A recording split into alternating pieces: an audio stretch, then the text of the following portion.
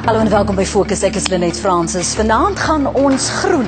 Later in die program praat ons met die minister van Energie, Paul Peters, oor hernubare energiebronne en die regering se planne om duisende groen werksgeleenthede oor 'n periode van 10 jaar te skep. Maar eers op die vooraand van die Verenigde Nasies se 17de beraad oor klimaatsverandering wat môre in Durban begin, beplan die Suid-Afrikaanse regering om 300.000 werksgeleenthede in die groen sektor te skep. Baie van die werksgeleenthede sal ontstaan na mate Suid-Afrika hernubare energiebronne soos die wind en die son toenemend gebruik om steenkool as hoofbron van elektrisiteit te vervang. Die regering het hom in so 'n mate verbind tot die vestiging van volhoubare wind- en sonkragprojekte dat Eskom lenings van 1,9 miljard en 700 miljoen rand met onderskeidelik die Wêreldbank en die Afrika Ontwikkelingsbank aangegaan het. Sonkraggeisers is reeds 'n algemene gesig in Suid-Afrika, maar die groter potensiaal van sonkrag in Suid-Afrika is enorm en nie so bekend nie. Hier is volgesregisseur Karen Dorwiel en kamerman Byron Taylor se verslag.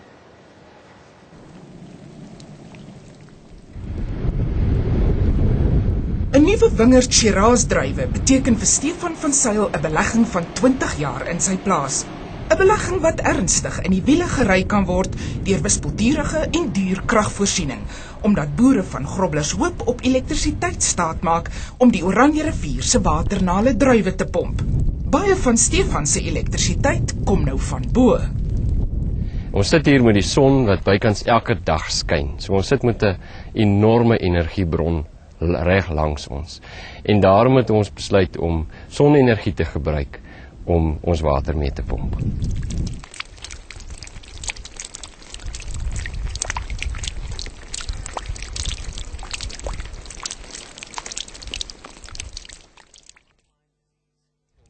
Kyk so na die skoonmaak van die panele. Die dag voor Fokus se besoek het Eskom vir Stefan laat weet, skakel aan. Suid-Afrikaanse en internasionale maatskappye doen navorsing met fotovoltaïese toerusting op Stefan se plaas. Fotovoltaïese tegnologie maak van sonpanele gebruik waarin krag opgewek word wanneer dit aan sonlig blootgestel word. En so pomp Stefan sedert middel November met Eskom en sonkrag water oor 'n afstand van 1,7 kilometer na sy Shiraz-druiwe. Ons kan nie met die son al die ure van die dag elektrisiteit voorsien nie. En daarvoor het ons 'n netwerk nodig om dit aan ons te voorsien. Maar die omgekeerde is ook waar. Daar is tye wanneer die son skyn en wanneer ons kan elektrisiteit opwek, wat ons dit nie noodwendig gebruik nie. En dan is die netwerk weer 'n voertuig om dit na 'n ander gebruiker toe te neem wat dit nuttig kan aanwend. Stefan en sy navorsingsvennote is nie die enigste mense wat besef het dat die Noord-Kaap 'n goudmyn van energie is, wat niemand tans ontgin nie. Internasionale beleggers, wat tot onlangs veral in Spanje en Noord-Amerika belang gestel het, gooi nou flikkers vir die Noord-Kaap. Navorsing toon dat die groter Appington gebied in die provinsie die hoogste sonuitstralingsvlakke ter wêreld het. Die streke is ook betreklik plat, het min inwoners, baie water, 'n goed ontwikkelde elektrisiteitsnetwerk, paaie en 'n internasionale lughawe. En dis iets wat die Suid-Afrikaanse regering nie kan ignoreer nie. Eskom maak staat op steenkool vir 90% van sy energiebehoeftes. In sy geïntegreerde hulpbronplan, oftewel ERP 2010, stel die regering hom ten doel om teen 2030 hernubare energiebronne soos die son en wind te gebruik om 42% van Suid-Afrika se elektrisiteit op te wek.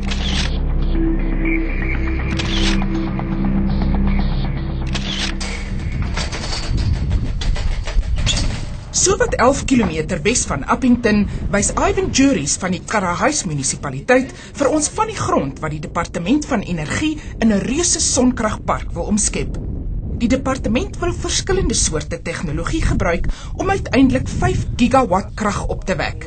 Die plaas Klipkraal is ideaal geleë, reg langs 'n spoorlyn dig by die N14 hoofweg en Eskom se bestaande netwerk loop oor die grond. Die Departement van Energie het nie sy afspraak vir 'n onderhoud oor sy grootste sonkragplanne met Fokus nagekom nie. En net 'n klipgooi aanderkant die departement se sonkragplaas lê nog hektare oop en wyd en reg vir Eskom se planne. Sowat 15 km wes van Appington wil Eskom 'n 100 megawatt sonkragpark bou wat konsentrerende sonkrag sal gebruik. Hierdie tegnologie bestaan uit honderde spieëls wat hitte van die son na 'n sentrale toring weerkaats. In die toring word 'n soutoplossing verhit wat stoom opwek in 'n turbine wat op sy beurt weer elektrisiteit opwek. Eskom se projek sal waarskynlik deel vorm van die Departement van Energie se groter sonkragpark. Fokus is in die duister oor die besonderhede van die planne. Eskom het ook sy afspraak vir 'n onderhoud nie nagekom nie. Die regering het reeds erken dat hy sy doelwitte vir hernubare energie nie sal bereik sonder die deelname van onafhanklike kragverskaffers of sogenaamde IPP's nie. So kom ons gaan kyk hoe lyk dit by een van hierdie projekte. Sowat 30 km suidoos van Appington wil die maatskappy Ilanga Letu 'n konsentrerende sonkragaanleg bou. Die afgelope 3 jaar werk Pancho Ndebele, ontwikkelaar van Ilanga, aan planne vir die Karoshoek sonkragprojek. Ilanga hoop om hier uiteindelik soveel as 1 gigawatt elektrisiteit op te wek en dit aan Eskom te verkoop. Basically, an independent power producer may wear a number of hats. They start from the development phase. They will construct the plant in some of the cases where you've got some of the big companies that can do that. They will operate the plant and they will just sell electricity to the grid, just as the case as we see with Eskom.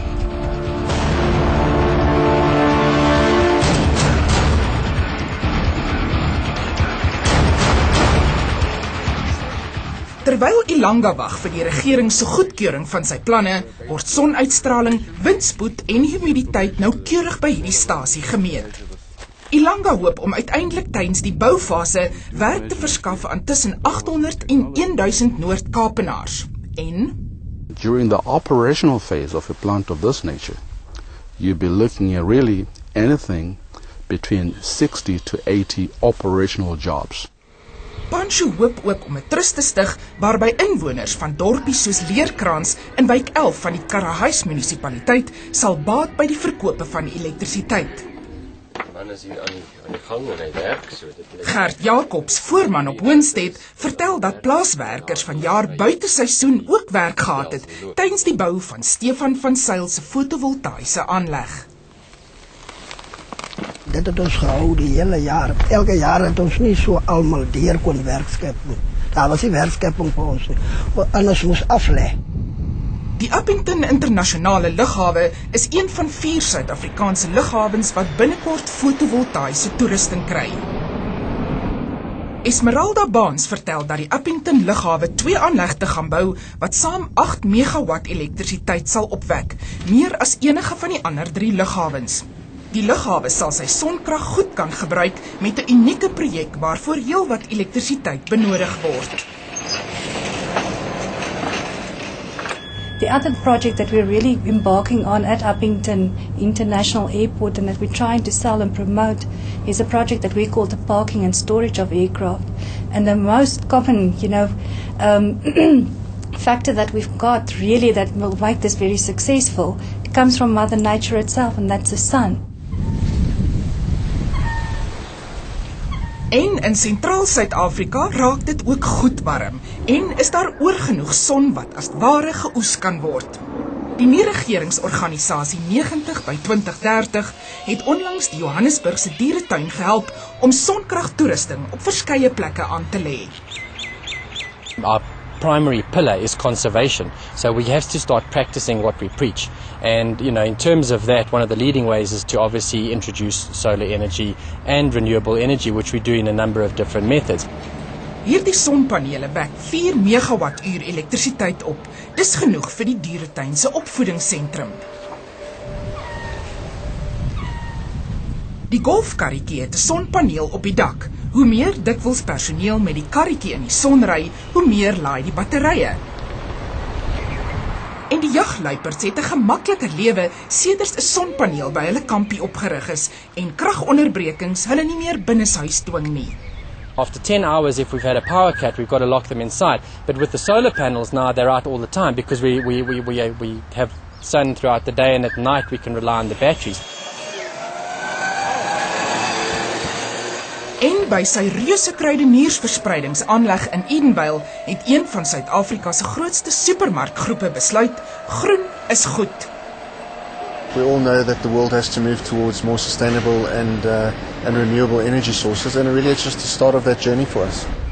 Sonpanele bedek die helfte van die dak van die reuse gebou van 64.000 vierkante meter. Die sonpanele verskaf elektrisiteit aan al die ligte in 'n deel van die gebou. En sensors wat aan die rakke aangebring is, sorg dat die ligte net brand wanneer dit nodig is. We've got a 150 kilowatt installation here which saves about 314,000 kilowatt hours per annum of Eskom power. That equates to 297 tons of carbon dioxide. Wêreldwyd en nou ook in Suid-Afrika sak die son stadig maar darm oor steenkool as hoofbron van elektrisiteit. Die einste son wat vir hierdie jong span 'n toekoms moet verseker wat groener, goedkoper en meer volhoubaar is. En dalk ook net oor so wat 4 of 5 jaar vir van hierdie kinders 'n werksplek gaan bied wanneer Suid-Afrika se eerste volwaardige sonkragprojekte krag begin lewer. Net hierna praat ons met die regering oor hernubare energiebronne en ander groensake. Bly ingeskakel.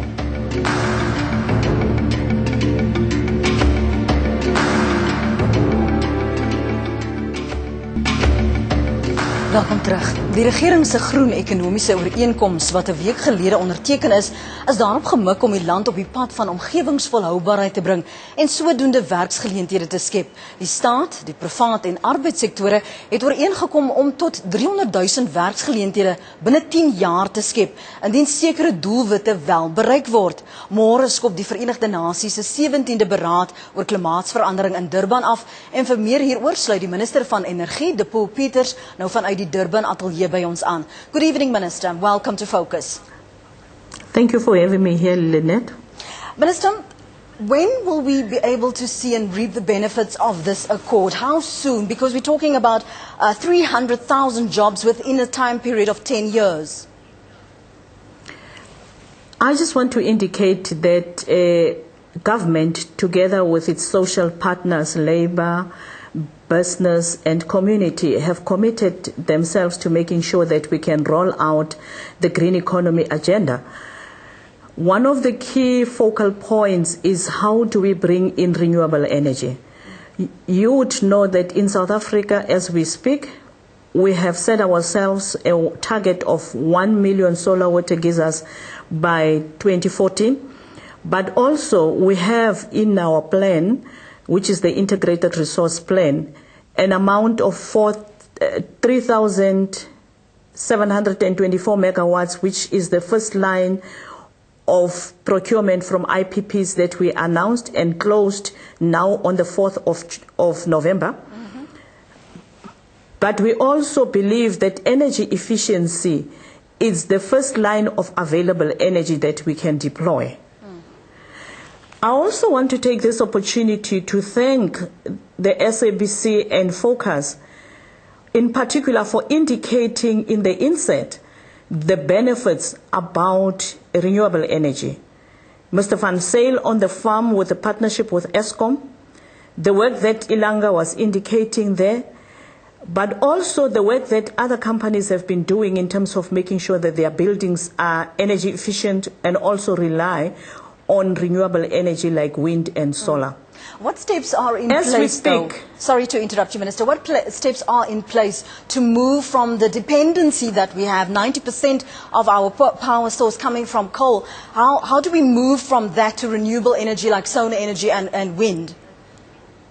The first attempt to make sure that we move away from coal, you yourself has got it in your inset where it indicates that the integrated resource plan has got 42% of renewable energy that we want to bring into the new power by 2030.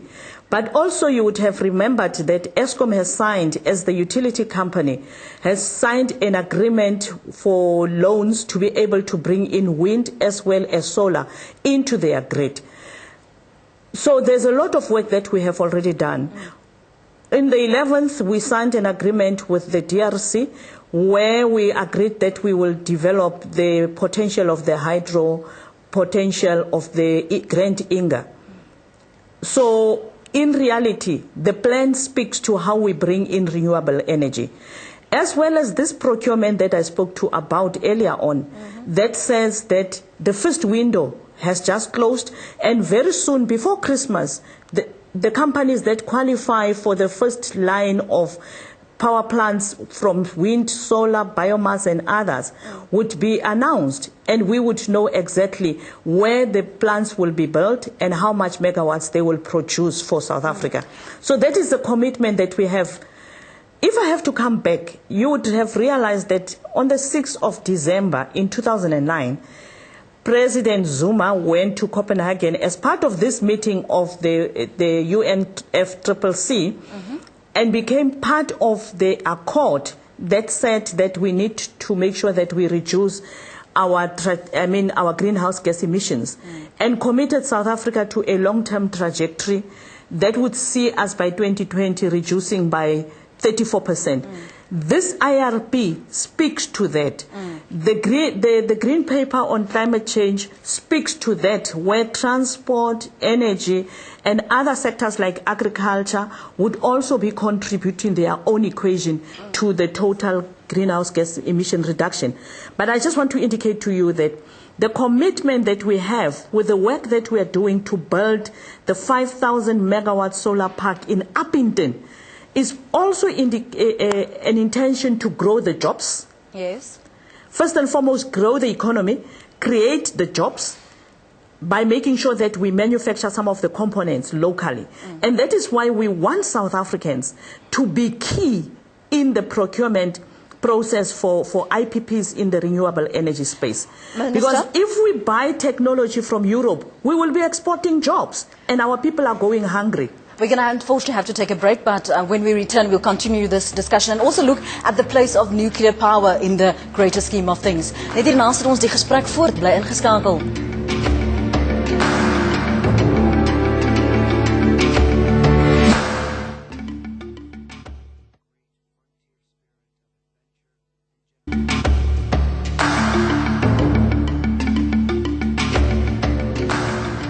Welcome terug. Ons sit die gesprek voort met die minister van Energie, Peters. Minister, just before the break you touched on nuclear energy, and we saw the recent disaster with nuclear disaster in Japan particularly, and it raised questions about the efficacy of nuclear power and safety measures. Where do you place nuclear power in South Africa then, if we're moving towards a greener consciousness? Thank you very much for that question. Because if we all remember that during the time that we adopted the IRP, we unfortunately experienced the challenges of the Fukushima accident, which was necessitated or was triggered by the tsunami as well as the earthquake. That time when we adopted the integrated resource plan, we as South African government took a decision to say we need to address issues related to safety, the technology that needs to be utilized to make sure that we can generate nuclear energy in a very safe way, but also the potential for jobs that would be realized out of the procurement process of the 9,600 megawatts. But also, you'd remember, Cabinet emphasized the need for us to look at the cost to the state as well as to the cost to the end consumer. Because even the renewable energy technologies, they don't come cheap. We buy them and we generate power, but who ultimately buys that power? It's South Africans, be it industry, households, or social facilities like health as well as educational centers. So it is important for us to understand that whatever technology we use, we need to be able to consider the cost to the state as well as to the end consumer. But I just wanted to indicate to you that we introduced nuclear into the plan because of the amount of renewable energy we brought in. South Africa is an energy-intense economy. We are mostly in mining, and you would know that mining needs power from the grid. And as we speak, renewable energy has not yet been proven to be able to bring on power to the grid. That is why the President called on us to use the Uppington Solar Park as a demonstration that we can generate solar at a base load level. So we needed to bring in nuclear so as to buttress the renewable energy.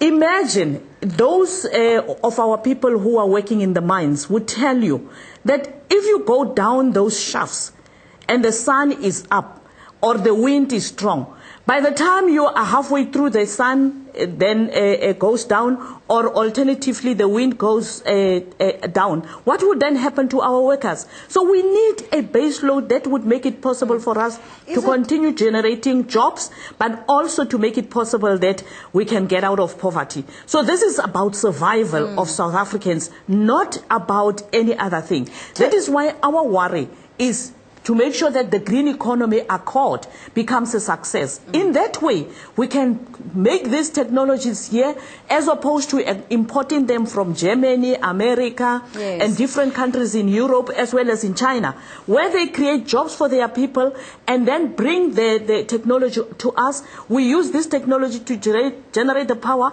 and export the jobs to those countries. Is it then presumptions of consumers to expect that they would possibly pay less for energy because it was used solar energy or wind turbines, that it was generated that way? It is very important that we work together with the media, and I would want to thank you very much for the enlightening bulletin that you gave today, because if we talk more about the cost of power generation in this country, our people will realize that even those who qualify for free basic electricity, it doesn't come for free. Eskom or the IPPs generate it with primary energy that needs to be paid for, and the technology to make it possible that they can use coal or whatever to generate that power is also paid for. We pay for the power station, we pay for the transmission, we pay for the distribution, we pay for the switch in your house, in your company, or wherever you use the power. So it is important that we understand that the cost of power generation determines also ultimately what me and you pay. That is why we must become energy efficient. Minister, unfortunately, we have to leave it at that. Thank you so much for your time this evening, and good luck to all the delegates at the COP17. Thanks for your time. Thank you very much. Dit was dan vanaand se Fokus. Kykers se kommentaar en voorstelle is altyd welkom. Skryf net die woord Fokus, gevolg deur 'n kort boodskap en SMS dit na 34444. 'n SMS kos R2. En u kan gerus ook 'n lid word van ons Fokus groep op Facebook. Vir my Lenet Francis en die res van die Fokusspan, totsiens tot volgende Sondag.